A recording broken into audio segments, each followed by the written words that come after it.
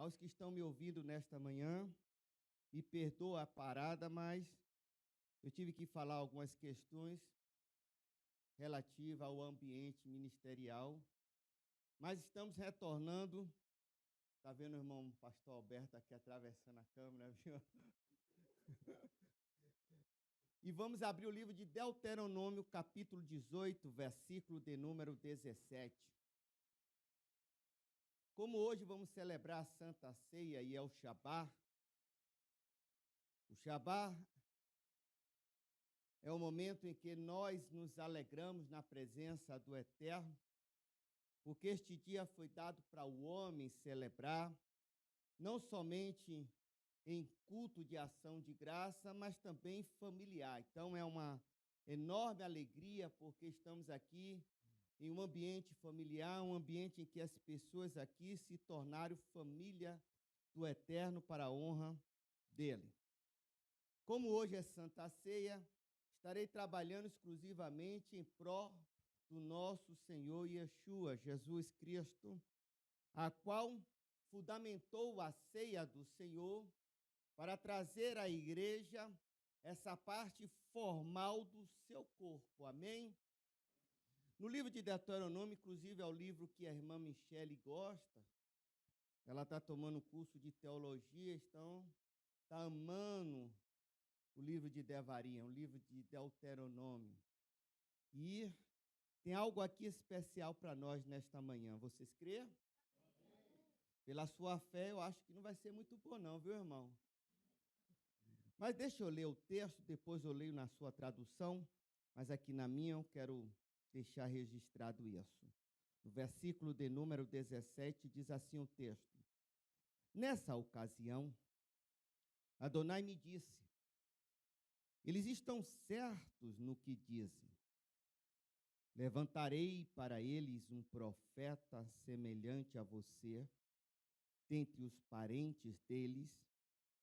Porei minhas palavras em sua boca, e ele dirá tudo o que lhe ordenar.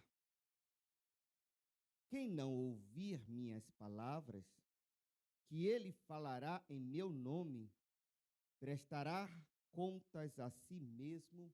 Amém. Curve a tua cabeça, fecha os teus olhos. Estarei agora, neste momento, ministrando a oração para que o Senhor possa operar nesta manhã. Senhor Deus, amado Pai, em nome de Jesus, aqui estou perante a tua presença nesta manhã, para te render graças pela oportunidade que o Senhor me concede de poder mais um dia celebrar o teu sábado, celebrar a tua palavra, de ser canal, Senhor, instrumento nas tuas mãos, para levar a verdade, para levar aquilo que o Senhor predestinou para cada um de nós, para aqueles que foram injetados nas suas promessas.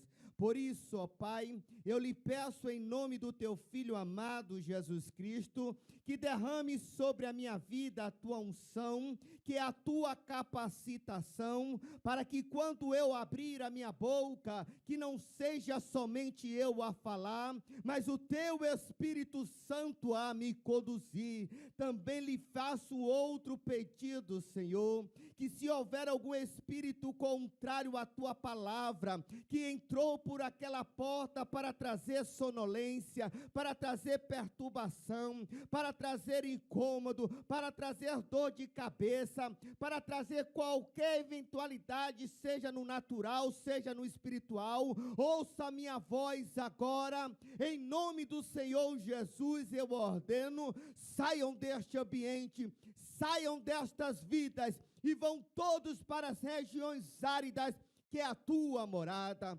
Enquanto eles estão sendo levados, Senhor, ainda em celebração a Ti, abra os céus neste lugar, derrama a Tua unção, derrama o Teu poder, enquanto a Tua palavra for ministrada, Senhor, cure, batize, opere maravilhas neste lugar, para que o Teu Evangelho, Senhor, não seja somente ouvido, mas assistido através dos sinais poderosos que o Senhor Senhor tem para a sua igreja. Por isso, ó Pai, através do teu Espírito, conduza tudo que houver ser feito neste lugar. É o que eu te peço e te agradeço, em nome do Senhor Jesus. E toda a igreja diz: tem uma salva de palmas. Esqueci de também saudar o irmão Renilson com as palmas também, né? Mas não desse jeito, tá? Mais forte. Porque ele veio de longe. Ele agora é de longe, é de Santa Catarina. Hoje ele veio nos visitar, então ele merece toda a atenção, porque faz parte do reino de Deus. Amém? Pronto. Agora vamos nos concentrar mais na palavra do Eterno. Deixa eu ler novamente na tradução Almeida. Diz assim, ó. Deixa eu ver se tem alguma caneta aqui sobrando para o irmão Osmar. Oi. Toma, meu irmão. Misericórdia. Que nada. O texto diz assim: então o Senhor me disse: falaram bem aquilo que disseram. Suscitar-lhe-eis um profeta no meio de seus irmãos, semelhante a ti, em cuja boca porei as minhas palavras, e ele lhes falará tudo o que eu lhe ordenar. Versículo de número 19, o Eterno diz a Moisés da seguinte forma: de todo aquele que não ouvir as minhas palavras, que ele falar em meu nome, disso lhe pedirei contas. Olha só. É um texto bastante interessante e forte. Antes de eu entrar no mérito da questão aqui citada, deixa eu só comentar a importância do livro de Deuteronômio, que é um dos livros mais apreciados no Novo Testamento. Irmãos ouvintes da palavra, Moisés, ao escrever o livro de Deuteronômio, ele tinha consciência plena que ele não entraria em Canaã e que também os seus filhos Gerson e Eliezer não herdaria o seu chamado ou a sua missão, e que o seu povo também teria grandes dificuldades lá na frente para enfrentar. Por isso, Moisés deixou registrado este livro, que trata de uma recapitulação da história do seu povo e também dos mandamentos que lhe é explicado de maneira plana, para que, quando eles não estiver mais presente fisicamente, estaria intelectualmente através dos ensinos, dos quais até hoje é mencionado lá em Israel e também na igreja. Inclusive Yeshua, inclusive Jesus, mencionou diversas vezes este livro em sua jornada ministerial, em sua jornada em cumprimento a toda a profecia, a toda a palavra que direcionava a ele. Há muitos textos na Sagrada Escritura, inclusive na Nova Aliança, que trata exclusivamente do livro de lê-lo, de tentar entender os desígnios da parte do Eterno, porque nele contém muitas revelações de cumprimento e de revelações que serão cumpridas ainda. Por isso, para que não fique somente em minhas palavras, quero que você abra no livro de Mateus, capítulo 4, que é justamente a passagem em que Jesus Cristo é levado pelo Espírito Santo para ser tentado. Preste atenção, porque tudo que é dito pelo próprio Jesus, ele está ali enaltecendo uma obra estabelecida por Moisés no livro de Deuteronômio. Inclusive, é neste livro que ele derrota Satanás em suas tentações. Imagina a igreja aqui nos últimos dias, como é que ele vence o seu adversário, se eles não conhecem as promessas, não conhecem o texto específico. Jesus, quando ele demonstra isso, quando os seus apóstolos escrevem acerca disso, ele está enaltecendo o livro de Deuteronômio. Olha só, versículo 4. Eu não vou ler todo para ganhar tempos. Mateus 4, versículo 4. Vou trazer 3 versículos. Você vai acompanhar juntamente comigo na Bíblia. Vocês que estão em casa também acompanhem comigo na Bíblia. Diz assim: Jesus, porém, respondeu: está escrito, não só de pão viverá o homem, mas de toda a palavra que procede da boca de Deus. De onde ele tirou este texto? De onde ele falou este texto? Porque o iniciante da fé, quando ele pega a Bíblia normal, ele não tem dimensão dos acontecimentos, ele não tem ideia do que se trata naquela época, naquele momento, exclusivamente com aquele povo. Então, Jesus ele vai citar um livro, a qual muitas vezes ele ouviu nas sinagogas, porque Jesus ele participou das reuniões das sinagogas desde pequeno. Então, ele tinha propriedade não somente no conhecimento, mas também na veracidade das escrituras sagradas. Então, ele vai citar justamente o Deuteronômio, capítulo de número 8, versículo de número 3. Eu quero que você abra a sua Bíblia, por gentileza. Livro de Deuteronômio, capítulo 8, versículo 3. Jesus não está dando uma revelação divina. Jesus aqui não está recebendo orientação do Espírito Santo. Jesus simplesmente está citando aqui a palavra de Deus. Ele simplesmente está citando ali a palavra do Eterno. Então, a palavra de Deus, ela tem poder, ela tem autoridade, e ela pode causar transtorno nas regiões do inferno. Então, ele vai dizer o que está escrito, olha só.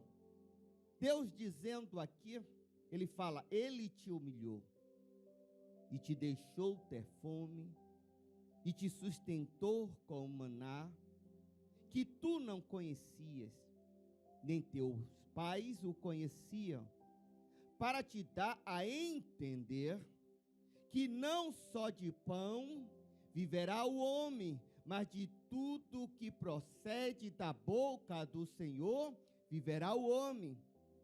Olha só, Jesus teve fome na tentação. O diabo, ele veio prová-lo. O diabo disse, se tu és o filho de Deus, transforme aquela pedra em quê?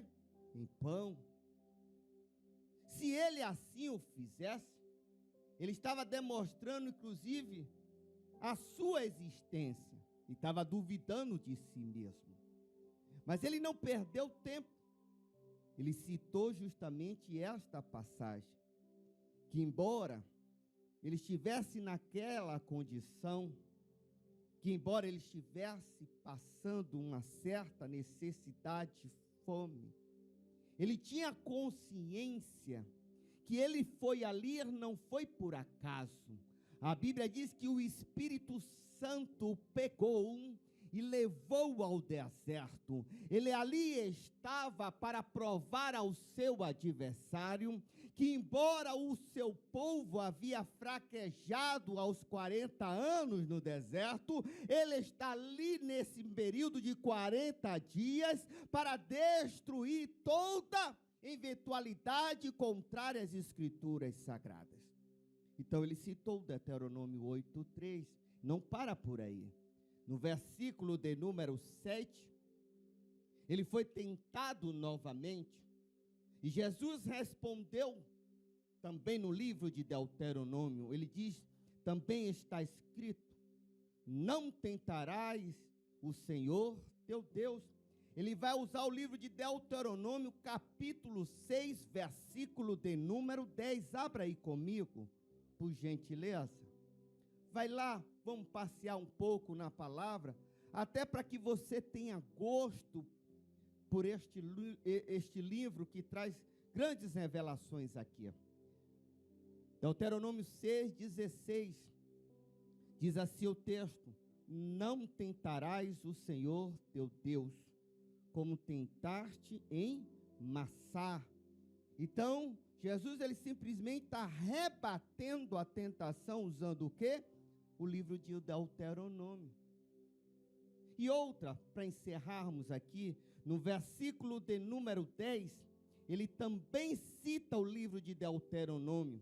Então Jesus lhe ordenou, retira-te, Satanás, porque está escrito, o Senhor teu Deus adorarás e só a Ele darás culto.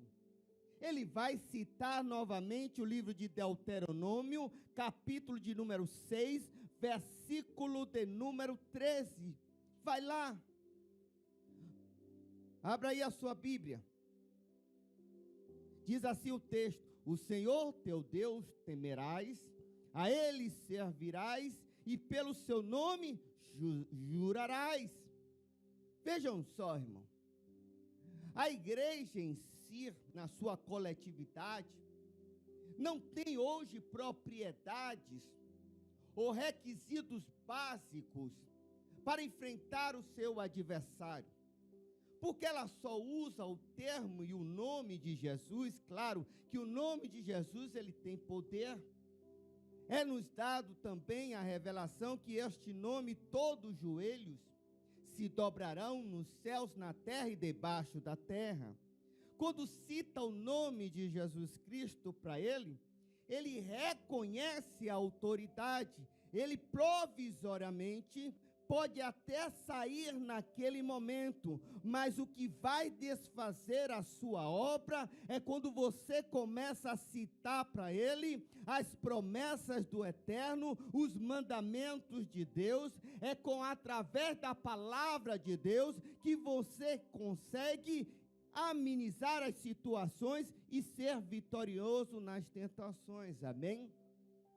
Então não adianta a igreja andar sem conhecimento, sem entendimento das Sagradas Escrituras, ou só focalizar naquilo que lhe convém, naquilo que ela acha prazeroso, e desconsiderar as coisas que Deus havia implantado desde o princípio.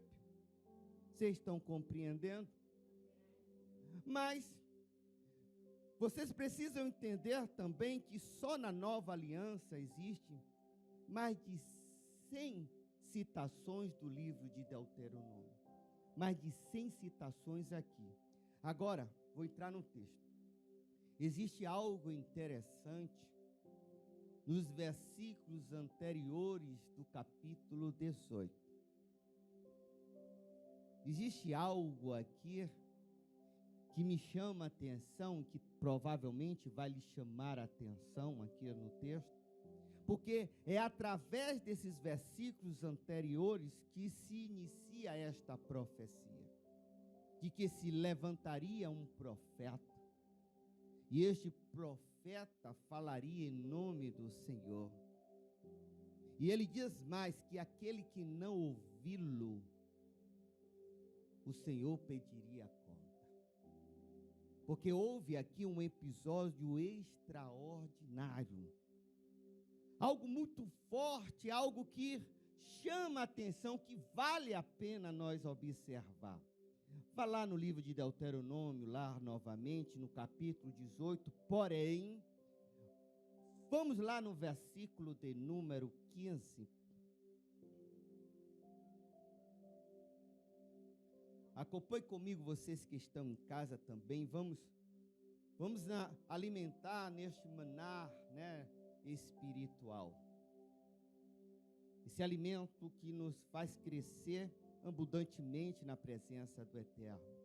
Olha só, diz assim o texto: o Senhor teu Deus te suscitará um profeta do meio de ti, de teus irmãos, semelhante a mim, a ele ouvirás. Versículo 16. Segundo tudo que pediste ao Senhor. Preste atenção no versículo 16, tá? É aí que eu vou entrar. Aqui é que está o contexto e a razão. Preste atenção. Se ele vai suscitar, tá? Ele vai trazer no meio dos irmãos alguém semelhante a Moisés. E eles teriam que ouvir.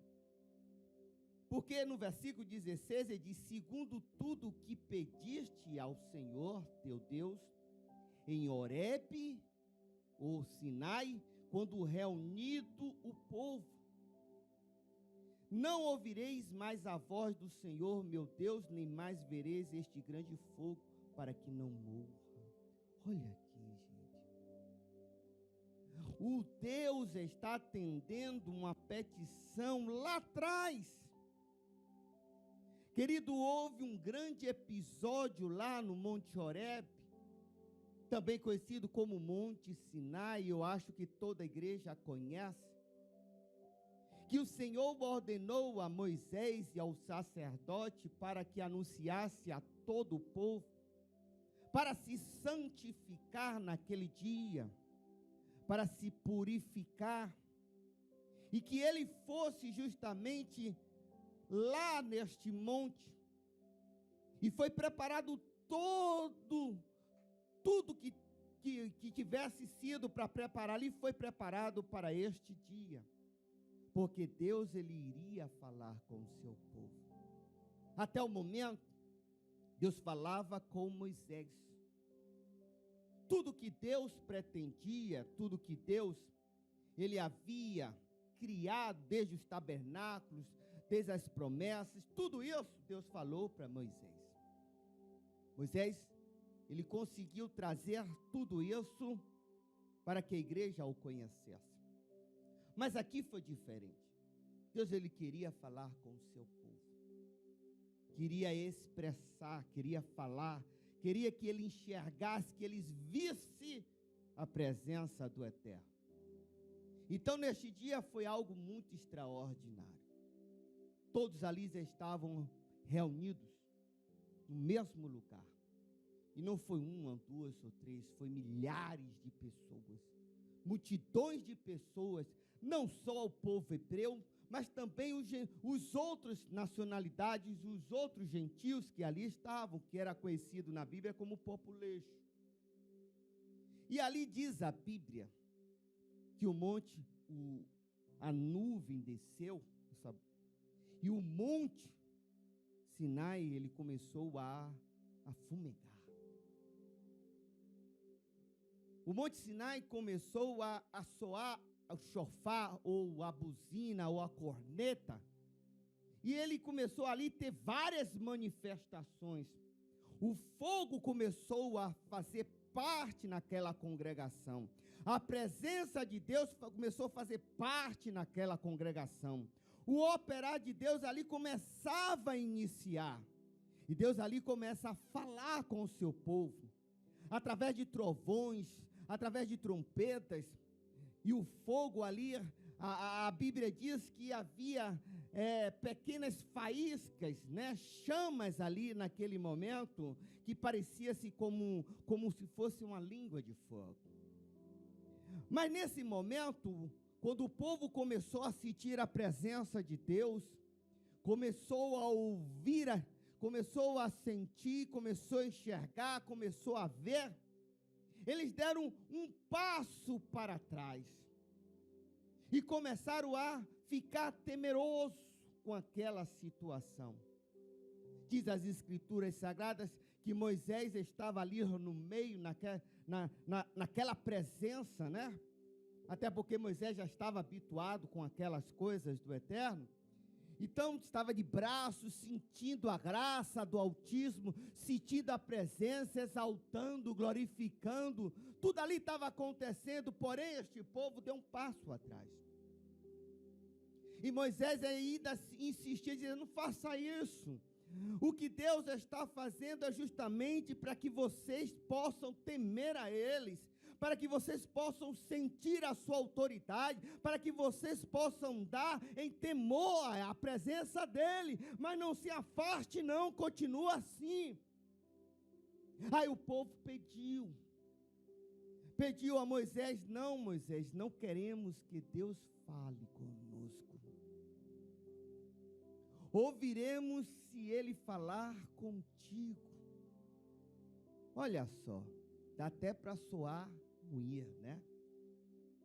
Como é que o povo está ouvindo o próprio Deus e ali ele pede, porque naquele momento a glória de Deus ali se manifestou.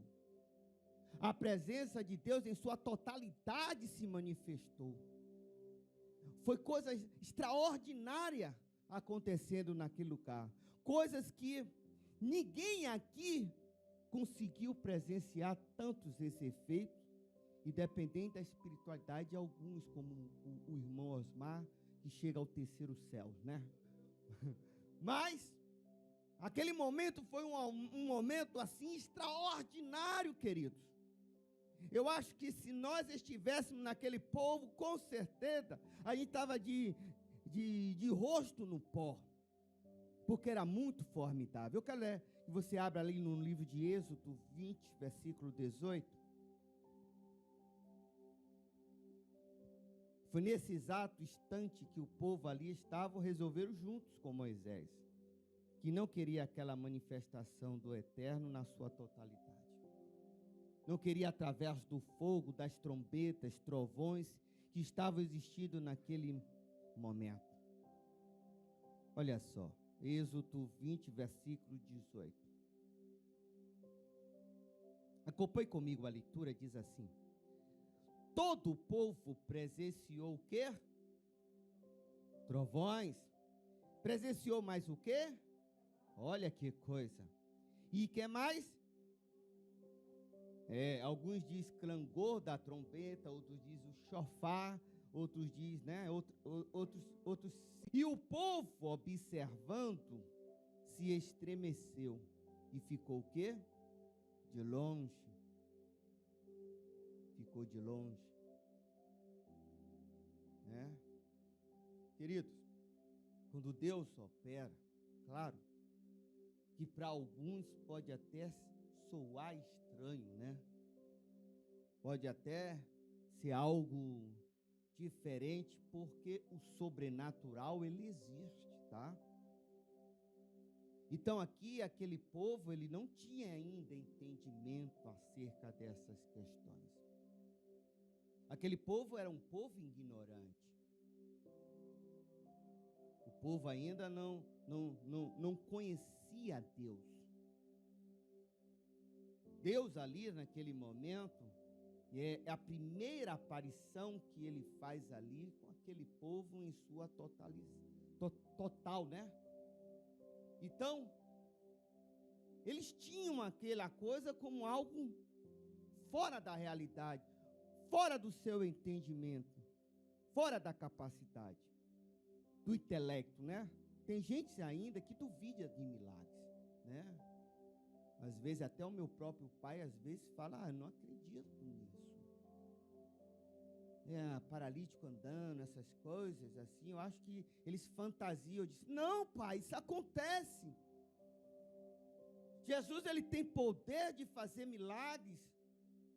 Jesus, em seu ministério, fez milagre. O sobrenatural ali existia em todo o seu ministério, nos ministérios do apóstolo, e na igreja também precisa existir os milagres do Eterno para provar que ele ainda é Deus.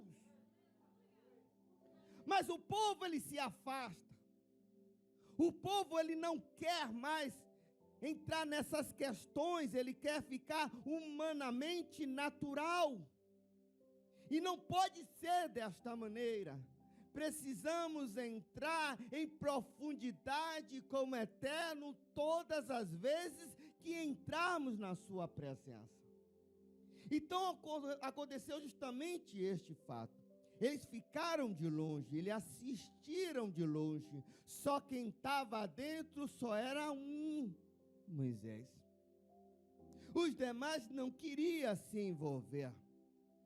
Os demais não queriam fazer parte disso. E hoje é uma realidade. Quando você chama alguém, alguma coisa, não acontece esse tipo de coisa, não quero fazer parte disso. Isso para mim é demais. Não é verdade? Mas não é. É só você dar um passo só. Deus só está esperando a sua decisão para que Ele venha operar sobre a sua vida de maneira poderosa, de maneira extraordinária. É só você querer. A sua confiança e a sua fé vai produzir você o milagre que você precisa nesta manhã para continuar atuando, para continuar desenvolvendo a obra que Deus estabeleceu na sua vida. Não devemos ficar de longe. A igreja, ela hoje se comporta à distância de todas as situações que estão acontecendo no mundo todo. É para nós estarmos invocando o Eterno, para que Deus opere de maneira poderosa, para que as nações saibam quem é Deus.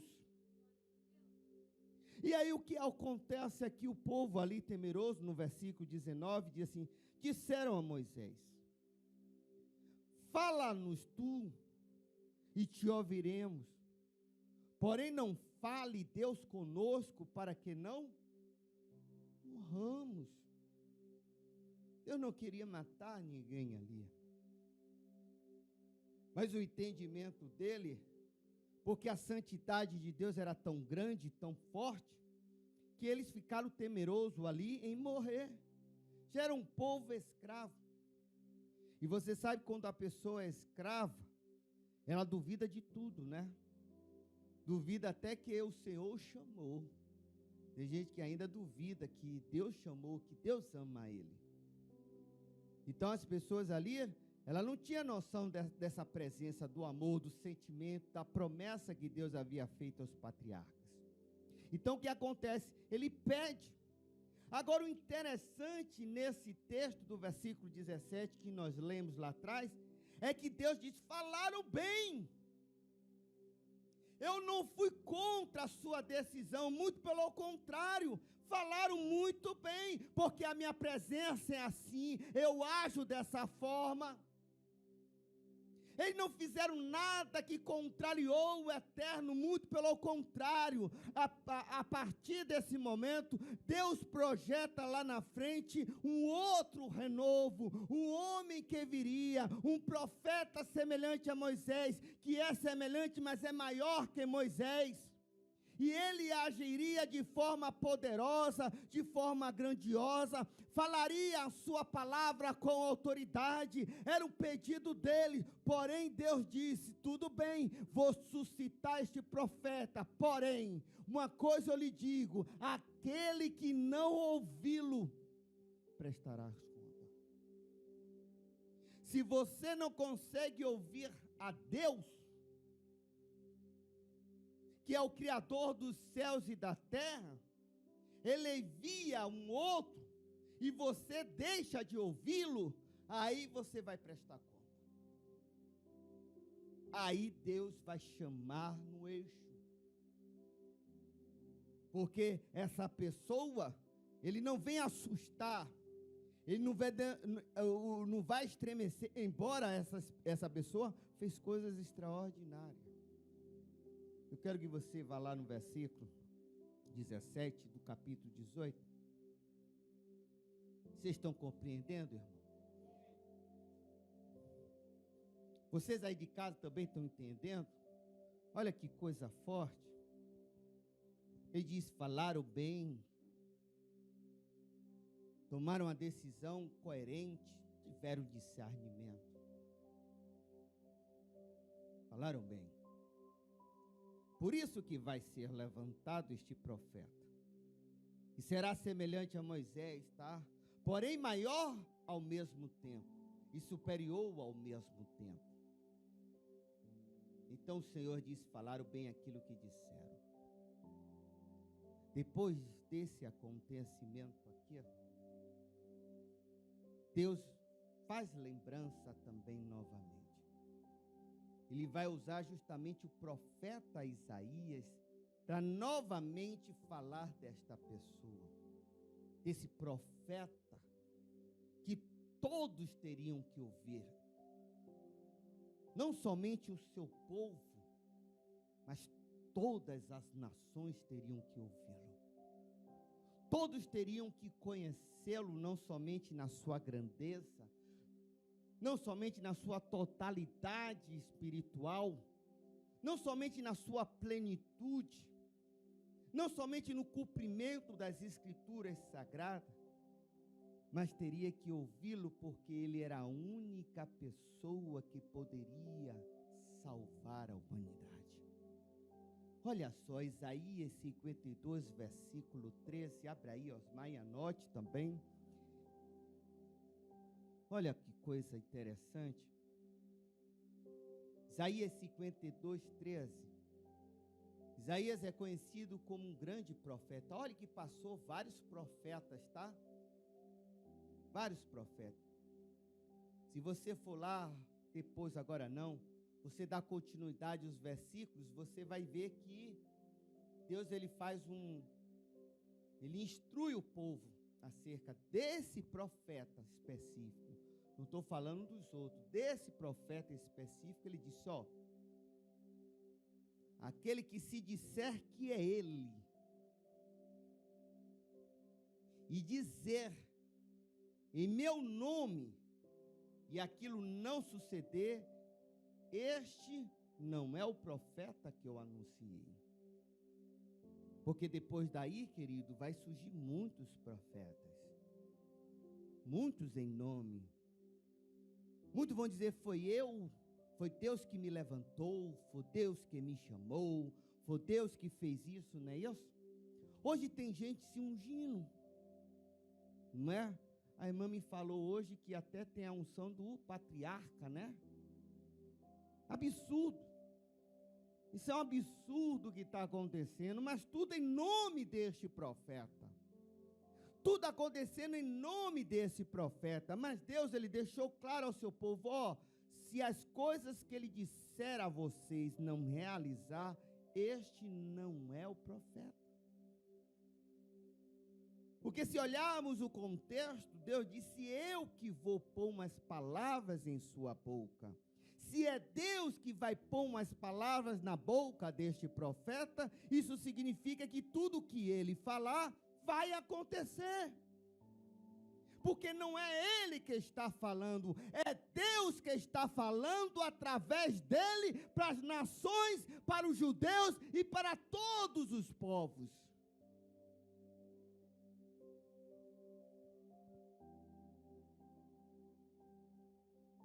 Aleluia. Diz assim, eis que o meu servo, Isaías 52, versículo 13, abriram?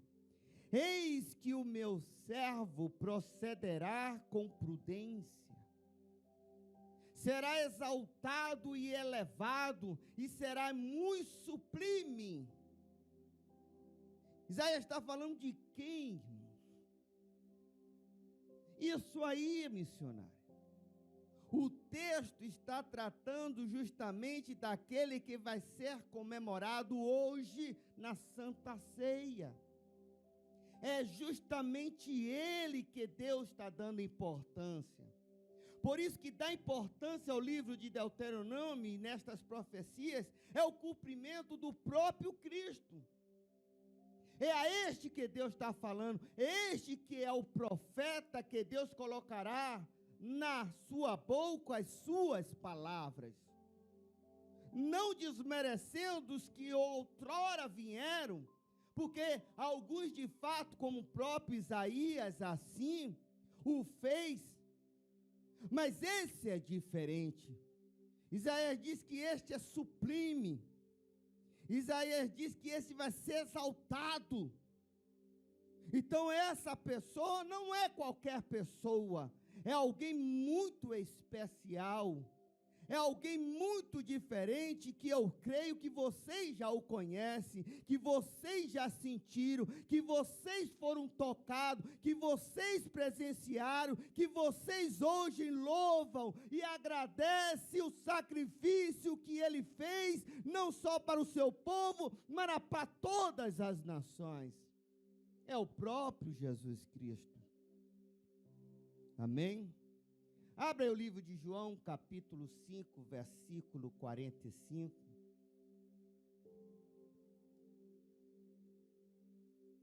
Há um grande debate ali com Cristo. Há uma conversa. Jesus ali se tornou polêmico. Polêmico porque ele era contra as tradições. Polêmico porque ele era contra dogmas, a doutrinas de homem. Porque desde lá, querido, os homens usam textos bíblicos isolados para aplicar doutrina na igreja. Dogmas para a igreja. E as pessoas, elas vivem debaixo desse jugo. Por isso que Jesus, ele disse, o meu jugo é leve, aprendei de mim, porque o meu jugo é leve. Eu não trago jugo pesado para a igreja, muito pelo contrário, eu liberto a igreja da escravidão do pecado. Então aqui Jesus, ele fala justamente do autor. E quando você vê na Bíblia o nome Moisés, ele não está falando propriamente da pessoa Moisés, tá? Ele está falando de todo o contexto idealizado pelo próprio Moisés. Ele está falando do Pentateuco, ele está falando da Torá, ele está falando de todas as escrituras desses 5 livros. Então, quando cita Moisés, ele está abrangendo todos os livros, tá? Ele poderia falar de um livro, mas não é essa a questão. Ele está falando que todos esses livros se resumem em algumas questões bíblicas. E aqui em João 5,45 diz assim: não penseis que eu vos acusarei perante ao Pai. Quem está falando? Quem está falando, irmãos? Vamos interagir até para que as pessoas de lá também do outro lado escutam, né? Que tem gente aqui. Quem está falando? Amém. Olha só, não penseis que eu vos acusarei perante ao Pai. Ele diz o quê? Quem vos acusa é? Em que tendes firmado a vossa? Pois é. Era princípios dele, era a ordenança dele. Aquele povo, ele tinha os mandamentos. Aquele povo tinha a visão do eterno. Então Jesus diz, não sou eu que julgo. Quem julga é o próprio Moisés, da qual vocês têm confiança. Ele está dizendo não da pessoa, porque eles têm confiança na palavra de Deus, que foi revelada a Moisés. É esta palavra que você vai dever para ela. É ela que te acusa, é ela que indica o seu erro. É ela que revela o pecado a vocês. É ela que te acusa, não sou eu. E ele ainda diz mais, ele enfatiza no versículo 46. Olha aí, irmãos. Porque se de fato cresceis em Moisés, olha só. Eles tinham até o conhecimento da Torá, mas não vivia na sua totalidade. Ele tinha até conhecimento de alguns rituais, mas era só ritual, era só algo aparente, era algo que se parecia que estava exercendo, mas não estava. Estabelecido como dízimo. Ele chega até a dizer, se você tiver alguém, com alguém, alguma desavença, algum problema realizado, ele diz, porque é mandamento. Então as pessoas faziam as coisas de qualquer maneira. Deus, Ele não quer que a igreja vive nas obrigações, Ele quer que a igreja obedeça aos seus mandamentos, é diferente. Então ele é claro, ele diz, porque se de fato cresces em Moisés, também crerias em mim, porquanto ele escreveu a meu respeito. Se porém não crede nos seus escritos, como crereis nas minhas palavras? Se vocês não crêem naquele que falou da minha pessoa, como assim? Quem escreveu Gênesis, irmão? Quem disse que da mulher sairia o homem que pisaria a serpente? Quem foi que escreveu isso?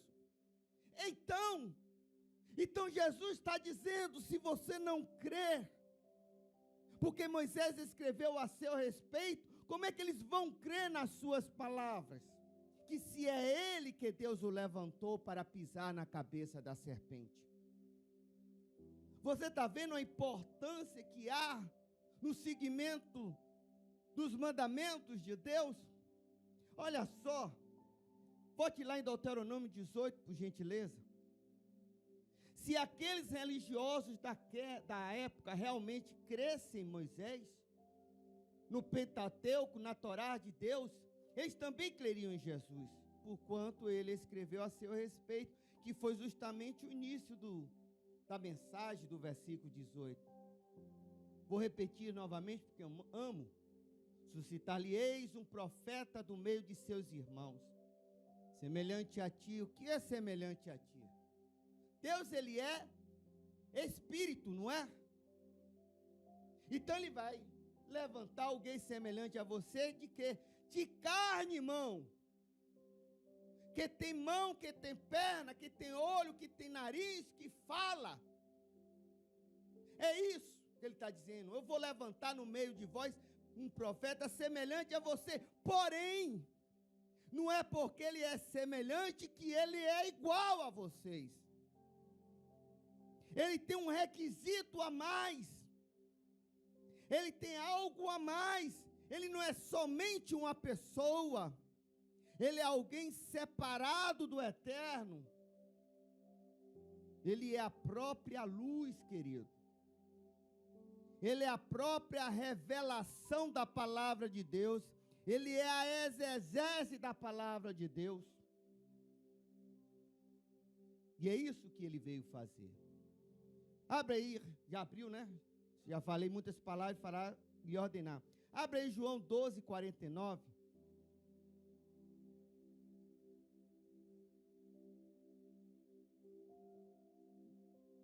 Suscitar-ei. Deus diz, eu vou pôr as minhas palavras. Você vai perceber que Jesus em nenhum momento ele ministra, ele fala, dizendo que ele está falando. Nunca. Com toda a propriedade, ele nunca. É por isso que esse ministério, ele é monoteísta. Ele só crê em um Deus. Então, em nenhum momento ali, Jesus está criando algo dele. Ele foi chamado para falar aquilo que Deus, o Pai, está orientando a ele a falar. Ele não pode falar dele. Olha só. João 12, 49, ele mesmo fala, ó, porque eu não tenho falado por mim mesmo. Olha como a profecia é clara. Concordam comigo? Deus não ia colocar as palavras neste homem? Sim ou não? Sim. Jesus só está confirmando aquilo que foi dito a seu respeito. Olha como ele diz. Porque eu não tenho falado por mim mesmo. Ele diz o quê? Mas o Pai, que me enviou, esse me tem prescrito o que dizer e o que anunciar. Isso é cumprimento de Deuteronômio 18, queridos. É lá que você vai ver os detalhes da existência de Cristo. É lá que você vai conhecer quem é de fato Jesus Cristo. É lá que você vai ver as características dele. É lá que você vai concluir o ministério dele. Não é lá na frente, é lá atrás que você precisa conhecer quem é esse Senhor que você serve nesta manhã. É lá atrás que você vai aprender a atuação dele, o que ele fez e o que ele está fazendo hoje e vai fazer amanhã. O próprio apóstolo Paulo fala acerca dele em sua plenitude, em sua existência, lá em Gálatas, abre lá, capítulo 3, versículo 24.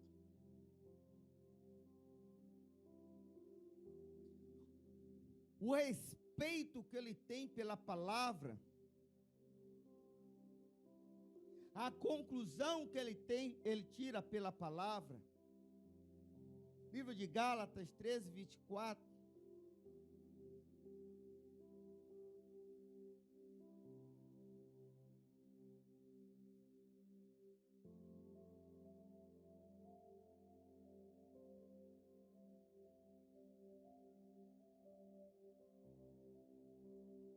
Diz assim: de maneira que a lei, que lei é essa?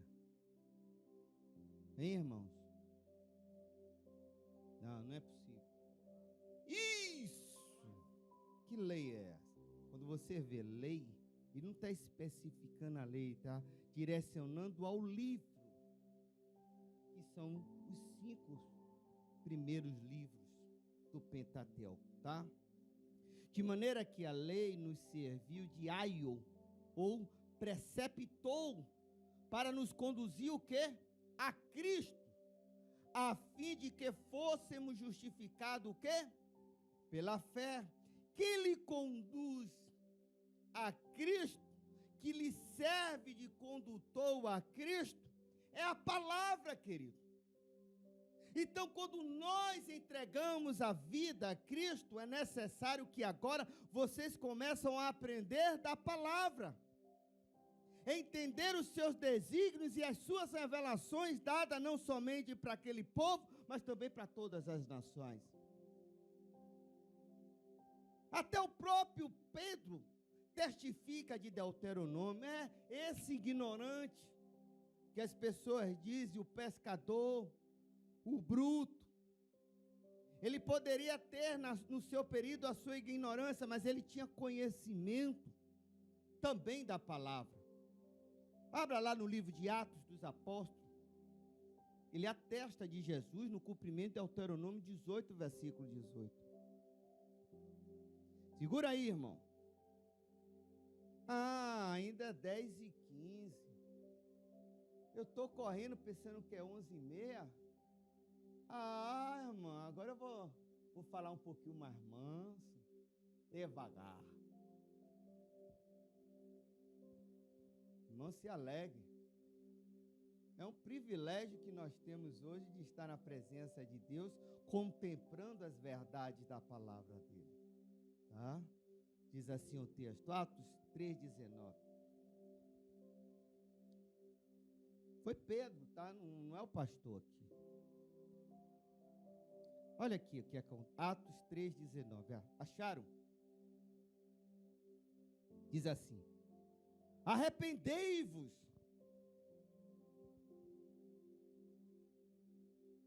Pedro aqui, ele está fazendo a sua defesa. Ele foi preso aqui. Então ele está dizendo: arrependei-vos, pois, e convertei-vos para serem cancelados os vossos pecados. Pedro está falando para quem, irmão?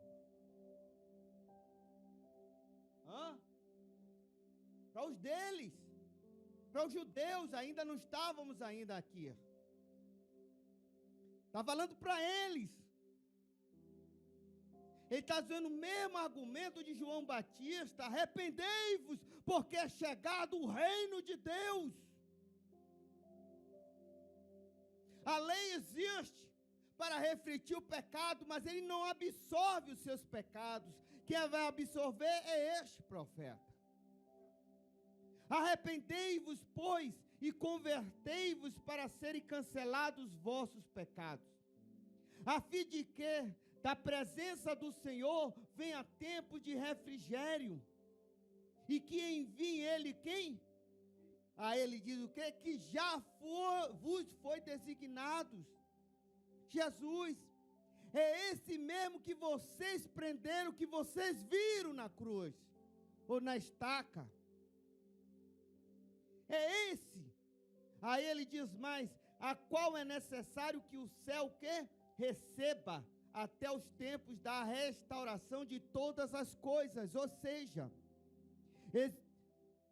Pedro aqui está falando de uma revelação profética, de uma restauração que vai existir, não somente em Israel, mas em todo o planeta Terra. E ele diz mais aqui no texto, de todas as coisas de que Deus falou por boca dos seus santos profetas, desde quando? Muito bem. Disse, na verdade, ele vai falar quem agora? Moisés. O Senhor Deus, o quê? Vos suscitará dentre vossos irmãos um profeta semelhante a mim, a ele, que ouvireis em tudo quanto vos acontecerá, que toda alma que não ouvir a esse profeta será o quê? Exterminado do meio do povo. Ele está também citando novamente o livro de Deuteronômio, que é uma das características vivas de Cristo, nosso Senhor e Salvador. Por isso, a tamanha importância de nós ouvir, não somente as boas novas, que Jesus salva, que Jesus liberta de emprego, tudo isso, ele é muito mais que isso. O desejo do homem. Ele é muito nesse Messias que foi anunciado por Moisés, ele tem que ser superior, embora ele disse que seria semelhante. Eu estou falando na parte física, tá? Entenda, a crença em Moisés não perdoa pecados, mas a crença no Messias que Moisés anunciou, perdoa. Os escritos de Moisés foram um grande parâmetro que ensinava os judeus como encontrar Jesus e como nos relacionar com Ele. Como é que aquelas pessoas poderiam identificar que aquele homem era o Messias? Garanto a vocês que se vocês vivessem naquela época e não estudassem a palavra de Deus, vocês não iam identificar quem era Ele. Era mais um no meio deles que fizeram as outras coisas. Eles teriam que entender.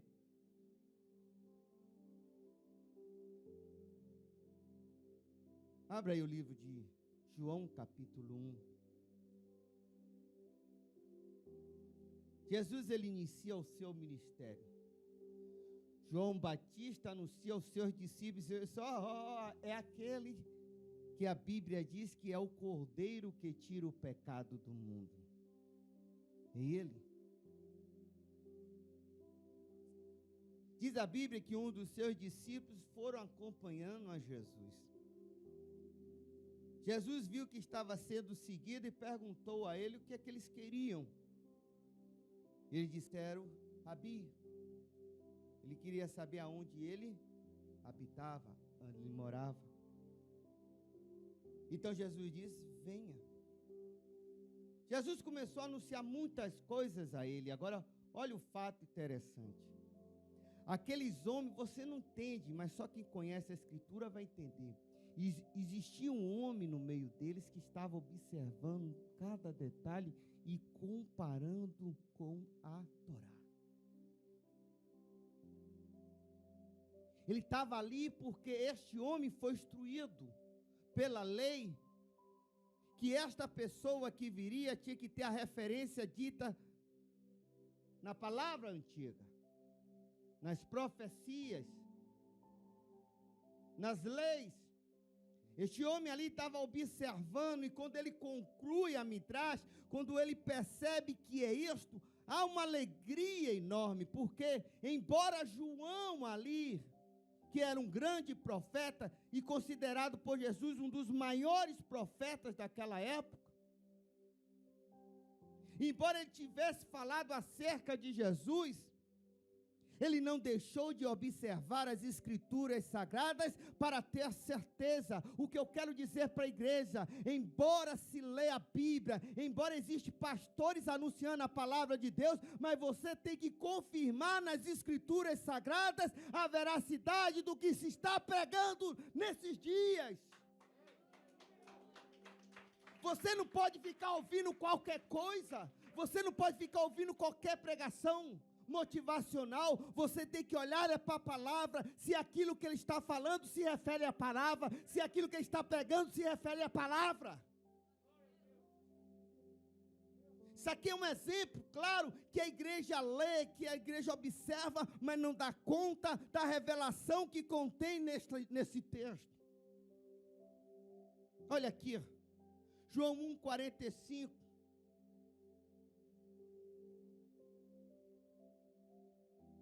Foi essa pessoa que eu falei agora.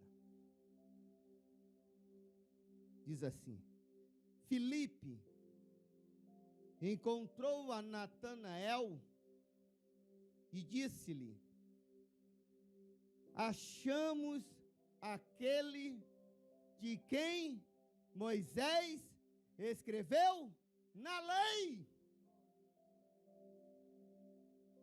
Atentou para isso? Como é que eu sei que Jesus existiu?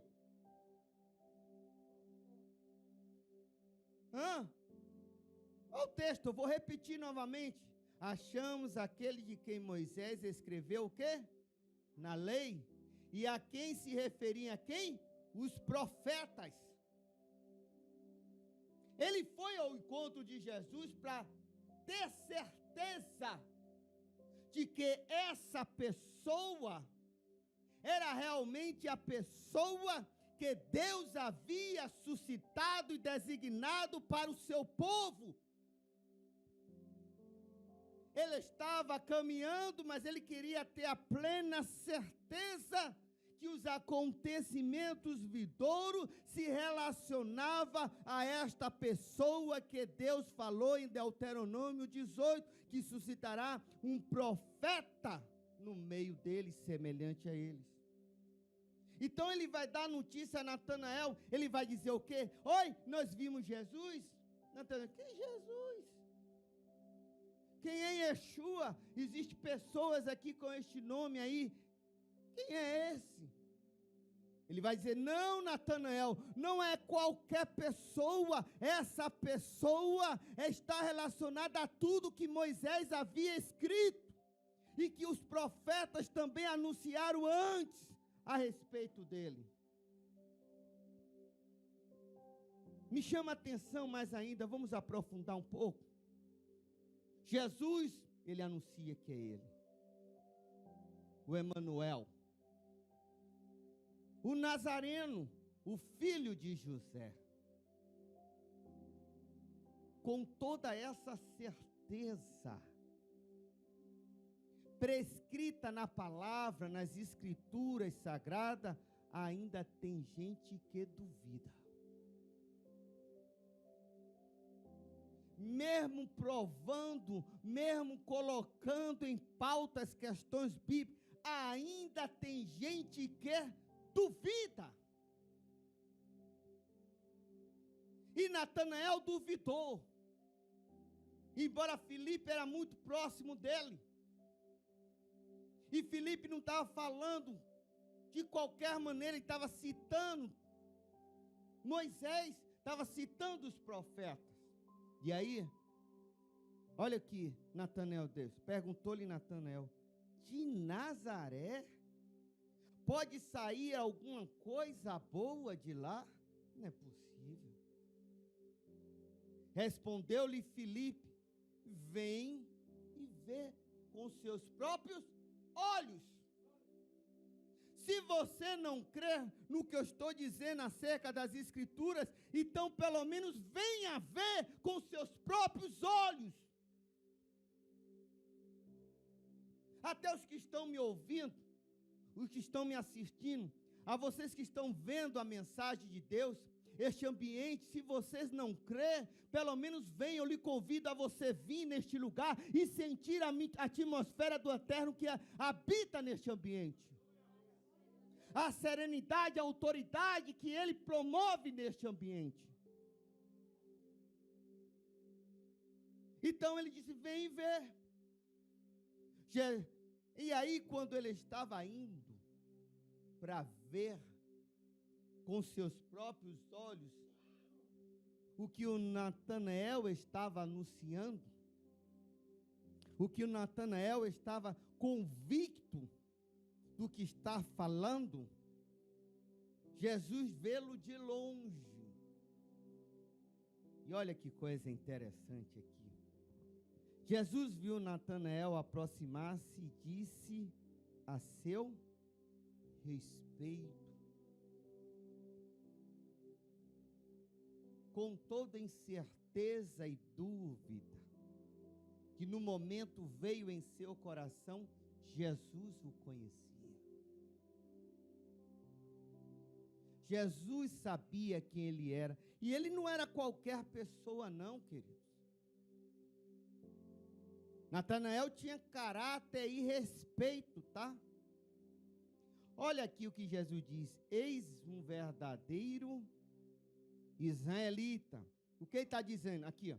Em que não há dolo, não há falsidade. Por que ele diz que é israelita? Porque ele está dizendo, eis aí o praticante da palavra de Deus. Aquele que é zeloso pela palavra do Eterno. Aquele que tem dolo pela palavra do Eterno. Estes são os verdadeiros israelitas. Israelita, querido, não é aquele que tem o nome de Israel. Israelita hoje é aquele que zela pela palavra do Eterno. Porque Apocalipse diz que existe sinagoga de Satanás, aqueles que diz que é judeu, mas não é.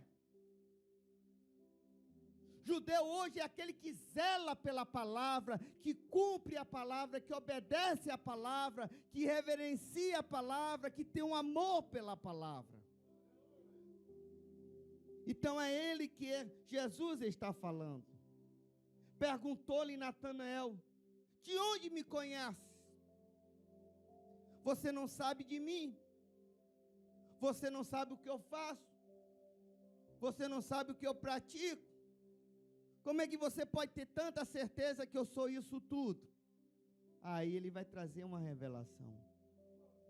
Respondeu-lhe Jesus, antes de Filipe te chamar, eu te vi quando estava debaixo da figueira. O que é que ele estava fazendo debaixo da figueira, irmão? Para Jesus dizer que ele é um verdadeiro israelita, ele estava o quê? Meditando na palavra. Ele procurou uma sombra. Ele poderia estar meditando, ele poderia estar orando. Para Jesus vê-lo na figueira e exaltá-lo desta maneira, é porque ele estava fazendo algo que agradava a Deus. Por isso que ele diz que ele é um verdadeiro israelita. Que no momento de folga, num sol ensolarado que era lá, ele procurou uma sombra para se relacionar com o Altíssimo, para se relacionar com Deus. É o que falta hoje, é relacionamento com Deus.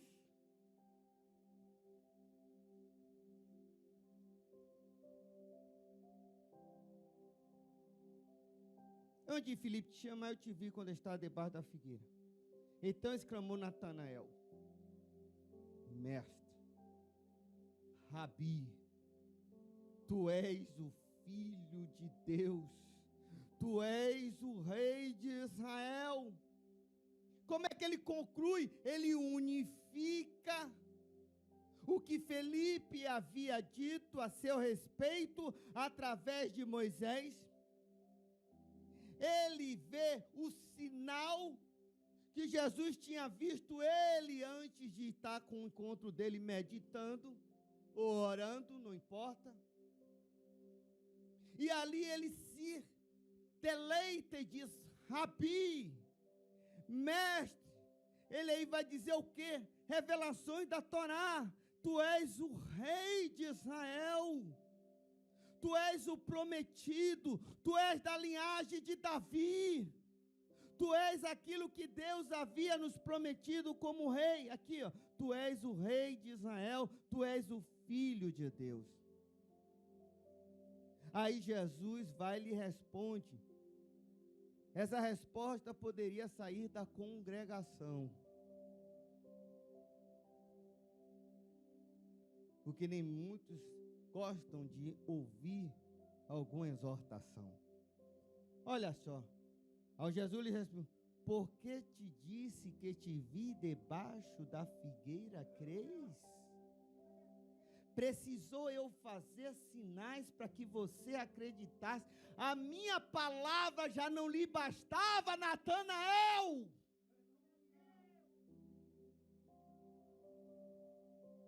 As leis já não lhe bastassem, Natanael. As promessas já não lhe bastassem, Natanael. Eu precisei te revelar para que você crê. Não é assim hoje? A igreja só é cheia quando tem sinais e maravilhas, quando tem milagres, mas não tem a palavra, tem prodígio, mas não tem a palavra, tem retreté, mas não tem a palavra, tem dança, mas não tem a palavra. E as pessoas estão lá se enchendo sem a palavra, só vivendo de sinais não é o suficiente. Sinais têm que existir, mas a palavra também tem que ser predominada em nosso meio. Aí ele vai dizer algo profundo para a igreja. E eu amo isso. Ele diz aqui: pois bem, pois maiores coisas do que estas verás. E ele vai longe e acrescentou: em verdade vos digo, que vereis o céu aberto e os anjos de Deus subindo e descendo sobre o Filho do Homem. E aonde ele viria isso? Na sua ascensão, quando o Senhor viesse a subir e ser assunto nos céus. E ele vai usar justamente a escada de Jacó, né?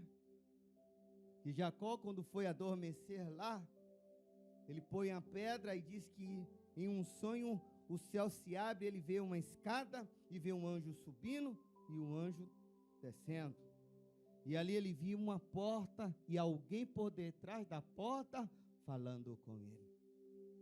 Olha, como Filipe expressa, achamos o que Moisés escreveu. Se nós não sabemos o que Moisés escreveu, como poderemos encontrar as outras revelações dadas pelo Eterno? Não iremos achar nada. Se você ficar só concentrado nos milagres de Cristo, no samaritano, no poço de Jacó e naquele negócio, querido, isso não é nada comparado ao que Deus tem para a igreja em sua revelação. Queridos, muitos têm a falsa sensação que conhecem Jesus simplesmente porque foi apresentado a eles sem conhecer a lei. Mas isso porque ele te alcançou pela sua misericórdia e graça. Agora, uma vez alcançado, você precisa conhecê-lo. É mandamento de Deus você conhecê-lo através da sua palavra.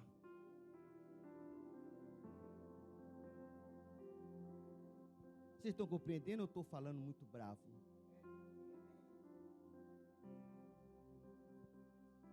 E como é conhecer o Messias? Sabe me dizer, irmãos? Como é que você conhece Jesus? Como é que você conhece Jesus? Algumas dizem: não, conheço Jesus porque Jesus morreu na cruz. Conheço Jesus porque Jesus, ele é o Cordeiro que tira o pecado. Conheço Jesus porque ele salvou. Conheço Jesus porque Jesus é amor. É isso que é conhecer Jesus? É isso. Vocês estão enganados, querido. Parte não conhece quem é Jesus. Parte não conhece. Parte não conhece. Conhecer o Messias não é orar 10 horas por dia. Não é fazer jejum todo dia. Ou fazer um jejum intermitente e aproveita e emagreça um pouquinho, até que eu estou precisando. Entendeu? Isso não é conhecer o Filho de Deus, querido. Entenda, isso não é conhecer o Filho de Deus. Isso é um dever da igreja, estar sempre o quê? Orando, jejuando, para o crescimento espiritual, para que haja revelação divina para a sua vida, para que o próprio Deus enche a tua vida. Isso não é conhecer o Filho de Deus.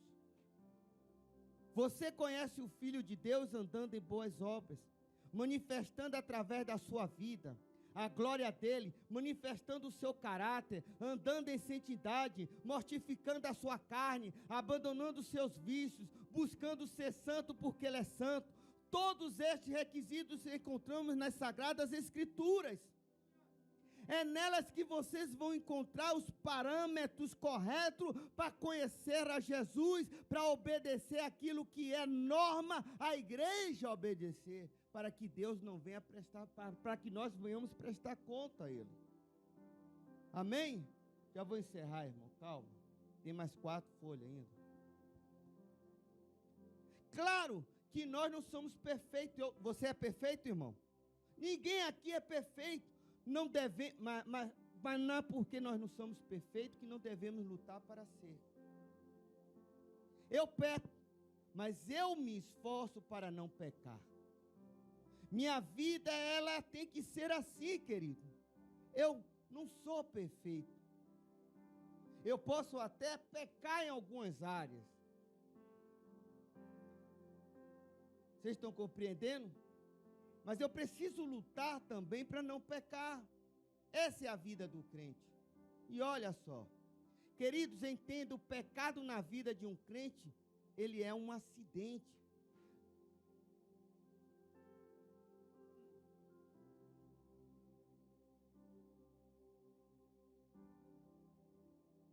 Entenda, o pecado na vida de um crente é um acidente. Na vida do justo, não é constante. Você errou, logo após o Espírito Santo, ele vem o quê? Lhe sinaliza. E o que é que você faz? Se arrepende. Não é isso? A palavra é lhe revelada ali. Aí você diz, Senhor, pequei. Eu errei. Perdoa. Me ajude a suprir essa minha deficiência.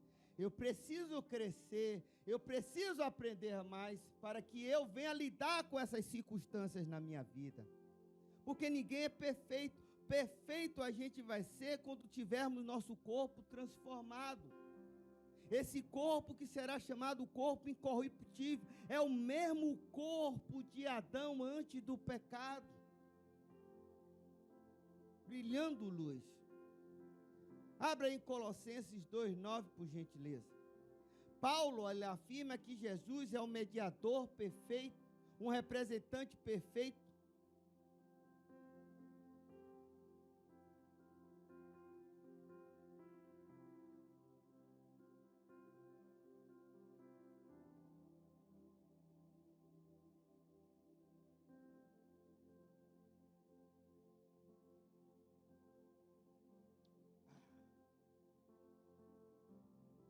Vai comer um pouquinho, tá?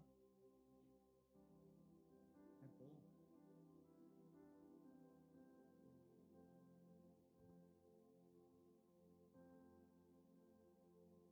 Acharam? Diz assim, olha o que Paulo diz. Diz que em Jesus ele que habita corporalmente toda a plenitude da divindade. Não é isso? Sim ou não? Alguém pode falar para mim? Colossenses capítulo 2, versículo 9. O que é que diz aí, meu irmão?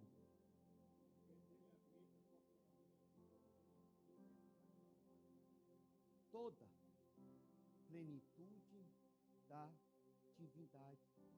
Tudo está concentrado nele. Nele. Sendo Jesus tal cumprimento do livro de Deuteronômio, capítulo 18, que é a palavra que nós anunciamos nesta manhã, ele não é apenas o nosso Messias e Rei, mas também ele é o nosso mestre. E é ele que devemos dar ouvido. Deixa eu lhe explicar uma coisa. Da mesma forma que é citado na Nova Aliança o nome de Moisés,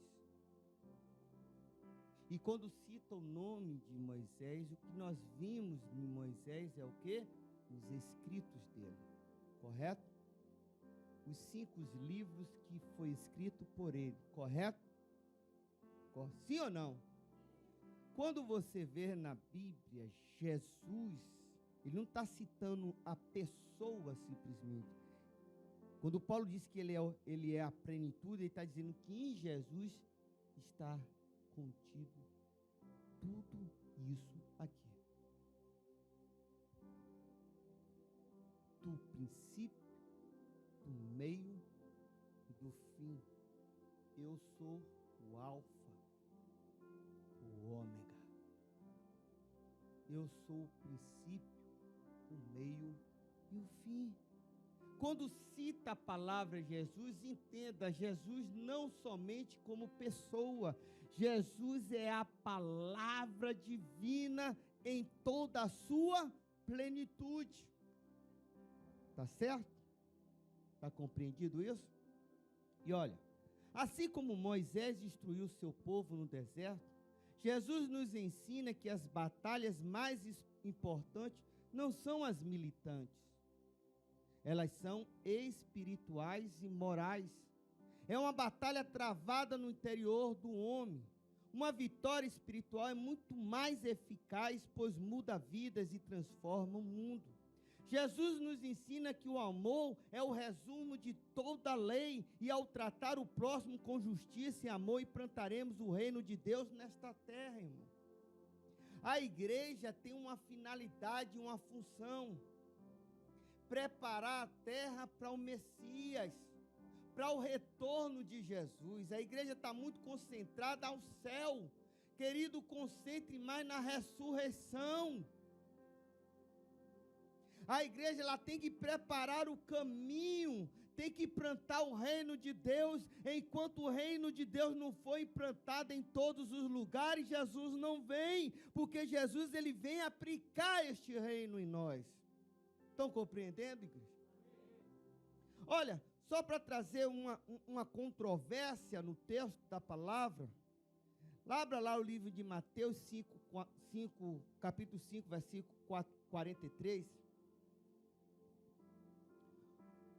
Olha como há uma contradição acerca dos mandamentos de Deus. Olha que se não atentarmos em sua interpretação original, vamos fugir do contexto. Olha que interessante aqui. Mateus 5, 43. Calma, tu está cansado, estou sentindo respirando. Mateus 5, 43. Olha que coisa interessante. Ouviste que foi? Ouviste o que foi? Ouviste o que foi? Ouviste o que foi?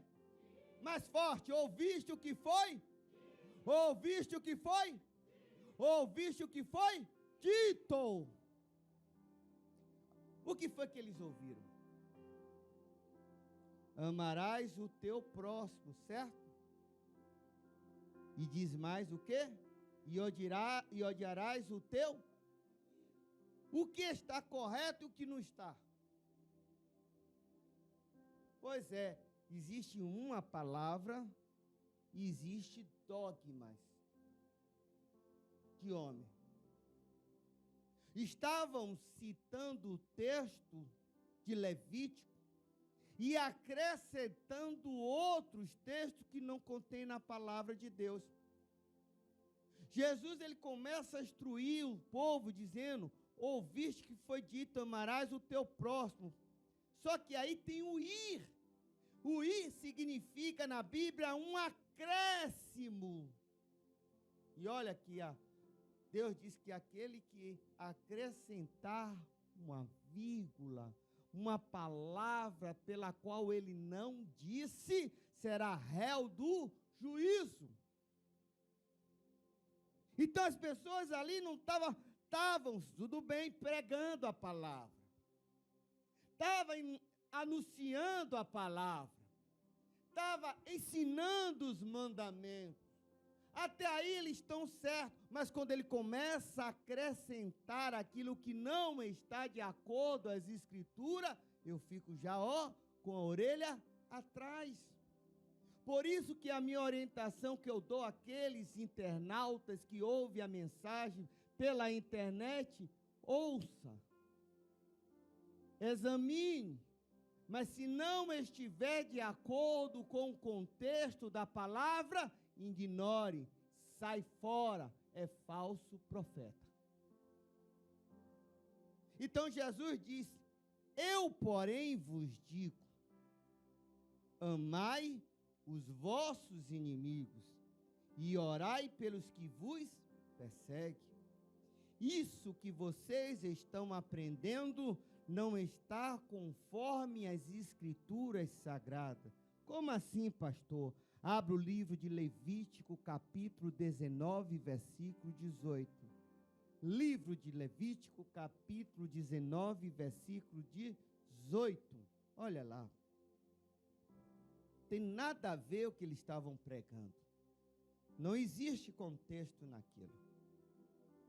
Olha o que diz aqui Levítico. Levítico é a palavra, tá? Levítico é a palavra em que Deus dita.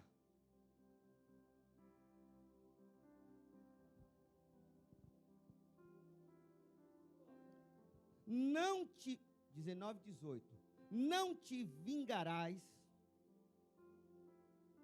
não guardarás ira contra os filhos do teu povo, mas amará o teu próximo como a ti mesmo. Eu sou o Senhor. Odiar quem, irmão? Já não bastasse, abre o livro de Deuteronômio 10, 18, que é a recapitulação, que é onde Moisés pega os mandamentos e coloca de maneira plana, de maneira plausível, de melhor entendimento. É por isso que é um livro mais comissado. Olha o que diz o livro de Deuteronômio 10, 18 ao 19, que faz justiça ao quem? Ao órfão e à viúva, e ama a quem? O estrangeiro que não é do povo. Como é que ele considera eles como inimigos? Aí ele diz, dando-lhe pão e veste. 19 diz, amai, pois, o estrangeiro, porque fostes estrangeiros na terra do Egito. Mandamento. A igreja obedece? Não. Sabe por quê? Quando nós nos convertimos, achamos todo mundo lá fora não presta. Todas as vezes que nos convertemos, julgamos todas as pessoas. Julgamos quem bebe, julgamos quem faz isso, julgamos quem faz aquilo. Deus não manda a igreja julgar. A igreja não está aqui para julgar ninguém. Tem quem o julga. A igreja manda a gente amá-los. Essa é a finalidade. Eu não entendo. A gente se converta, vê a menininha e diz, é bombagira, é bebê, o que eles chamam os nomes dos demônios? Tranca-rua, não sei o quê. Que história é essa, irmão? Isso não é mandamento. Como é que eu posso proclamar o amor de Cristo a essas pessoas, julgando ela? Não tem como, irmão. Eu tenho que amá-la, mesmo ela cometendo coisas erradas, mesmo que ela seja contra aos prescritos da palavra de Deus, não importa, eu tenho que amá-la, eu tenho que orá-la, para que pelo menos a luz que habita em mim reflita na sua vida, e ela um dia possa alcançar o Deus que nós servimos hoje, irmão. Glória! Nós ouvimos amar o próximo como a ti mesmo direto, mas não fazemos isso. somos meros espectadores que julgamos, nos achamos direito porque temos a promessa, porque temos o sangue, as pessoas não prestam mais? Elas não lhe servem mais? Ou você esqueceu que elas são imagem e semelhança de Deus? Se o homem parte de um princípio único, façamos um homem imagem e nossa semelhança. Eles são quem? Embora muitas vezes o diabo aproveita para usá-lo, mas mesmo assim, querido, são imagem do Deus vivo. E é o dever da igreja refletir este amor em atitude, e não em julgamento, como muitos fazem hoje. Um absurdo, claro, que a gente não pode andar em julgo desigual. Eu não posso ser conivente em algumas questões, mas isso não significa que eu não posso amá-lo como ele é, com os defeitos dele. Sabe por quê? Deus disse a Israel, porque vocês também foram estrangeiros e viveram em escravidão no Egito. Eles estão aí porque são escravos do pecado, dominados pelas as trevas. Então não julgue, porque um dia vocês foram assim, mas Deus, na sua misericórdia, lhe resgatou, lhe limpou, lhe purificou, para que você reflita a luz dele, para que você ama também eles. Oh, glória!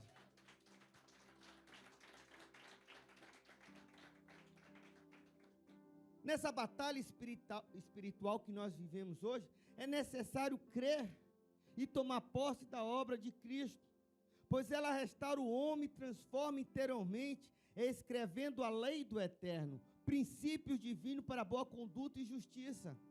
Querido, não tem como você andar em boa conduta se você não conhecer a lei. Você nunca vai saber o que é certo e nunca vai saber o que é errado. Se a lei não existir, se o mandamento não existir, se nós propagando que devemos obedecer a Deus, eu preciso pregar também de que forma você deve obedecer a Deus. Porque Deus deixou os mandamentos, Deus deixou os estatutos, Deus deixou todas as ordenanças para que o homem enxergue, para que o homem medite, para que o homem busque de alguma forma agradar a Deus em sua conduta, em sua santidade. E não de qualquer maneira. Não é esse evangelho que eu prego, não é essa boa obra que eu prego. Como é que o cristão vai andar em boa conduta se não é obediente e nem sabe o que é que Deus quer e o que Deus não quer? Preciso instruí-lo dessa forma para que você seja um agente de Deus nesta terra, amém? Outra coisa que eu quero deixar aqui, em sua mente e coração. Temos que entender que nova aliança representa uma promessa de redenção individual, que gerará uma restauração coletiva através da restauração também de Israel. Se Jesus é o mediador dessa nova aliança, ele realiza o que a nova aliança representa dentro do seu contexto original, dentro das profecias, dentro dos ensinamentos da Torá. Não é fora desse contexto. Receba, queridos, vocês estão me assistindo, que não é crente, receba o Messias em seu coração. Mude, transforme. Faça com que o Espírito de Deus conduza a sua vida em retidão, em obediência. Lhe inspira a querer entender as Escrituras Sagradas como ela deve ser entendida no contexto original e não fazendo dela segmentos religiosos que aí se espalham por toda a terra. Querido, tenha poder de Deus para andar em boas obras, com a lei escrita em seu coração e em sua mente, com a sua natureza transformada, você abençoará e alcançará outras pessoas, fazendo-as parte do povo de Deus, unindo-as ao grande propósito do eterno de redimir Israel através das nações. Quando Israel for restaurado, o mundo estará pronto para a grande redenção, que é a vida do rei. Deixa eu citar uma passagem de Jesus em relação a isso, que eu acho que vocês lêem esse contexto. E aí eu encerro, tá? E aí participamos da ceia. Mateus 23.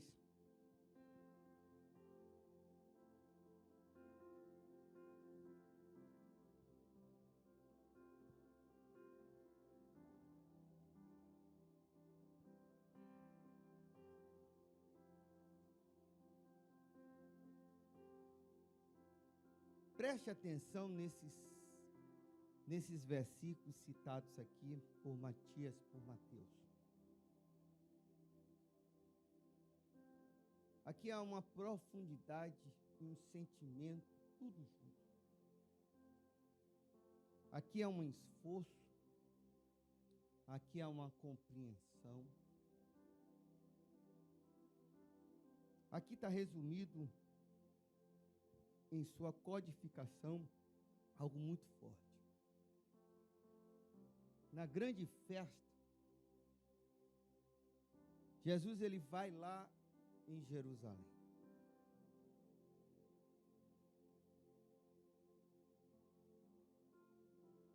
É nesse dia que vai acontecer várias coisas.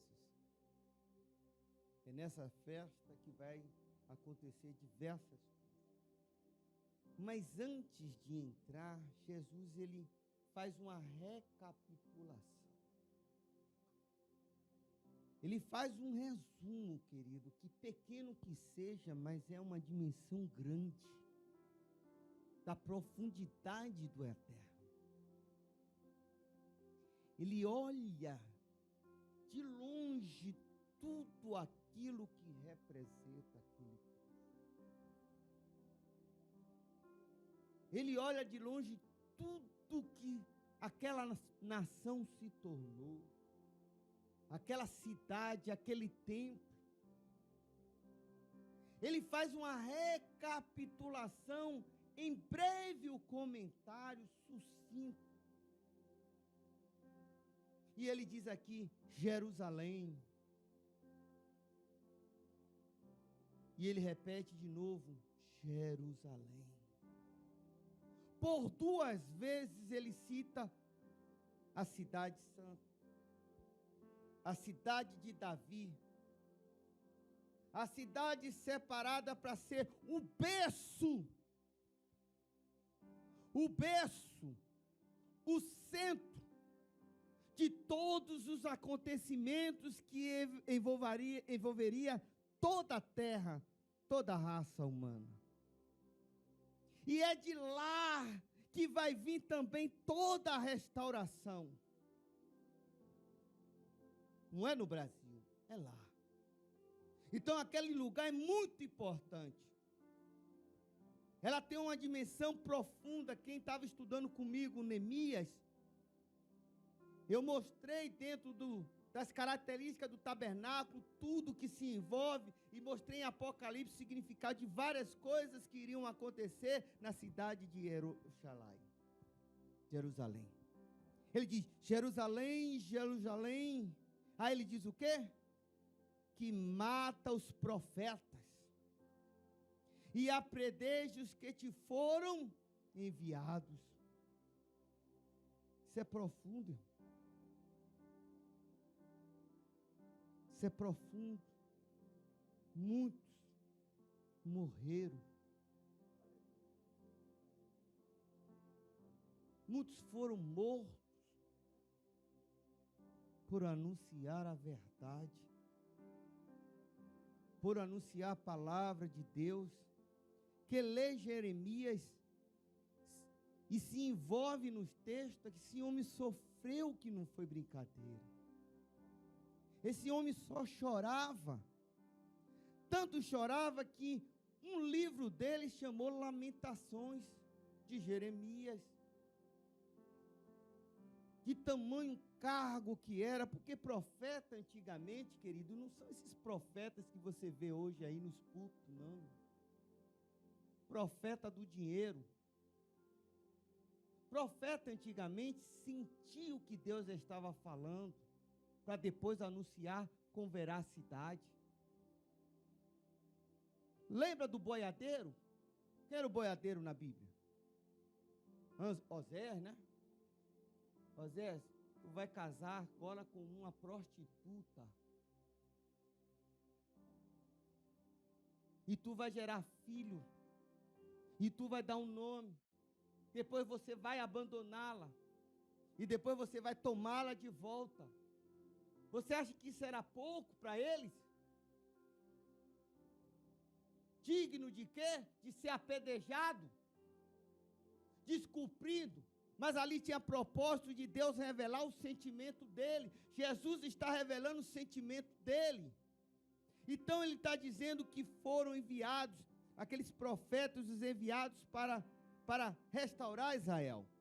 Quantas vezes, olha só, quantas vezes quis eu reunir os teus filhos? Por que ele está dizendo isso? Porque foram espalhados. E diz, como a galinha, essa galinha aqui, ó, como a galinha ajunta os seus pintinhos debaixo das asas, e vós não o quiseste.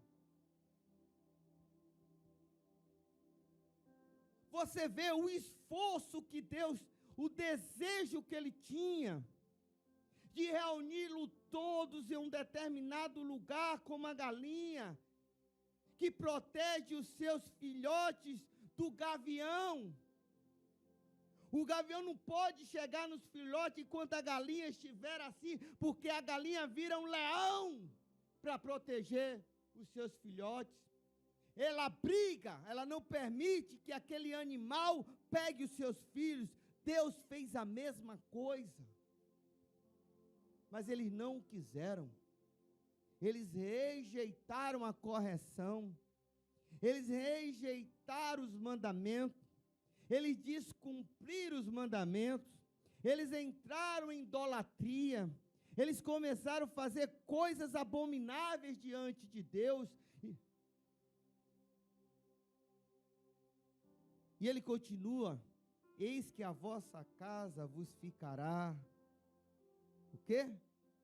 Deserta. Declaro-vos, pois, olha a profecia agora.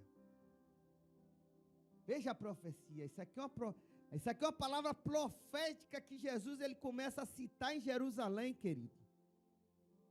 Ele vai anunciar algo profundo agora em Jerusalém, com toda essa rebelião que estava acontecendo, com toda essa religiosidade que estava acontecendo, mesmo ele sabendo que ele seria o quê? Rejeitado pelos seus, seria morto pelos seus, que o sangue dele teria que ser derramado. Ele cria-se uma profecia, e essa profecia não é de juízo, essa profecia é de amor. É amor. Ele diz aqui, ó, declaro-vos, pois que desde agora já não me vereis, até que venhas a dizer, o quê?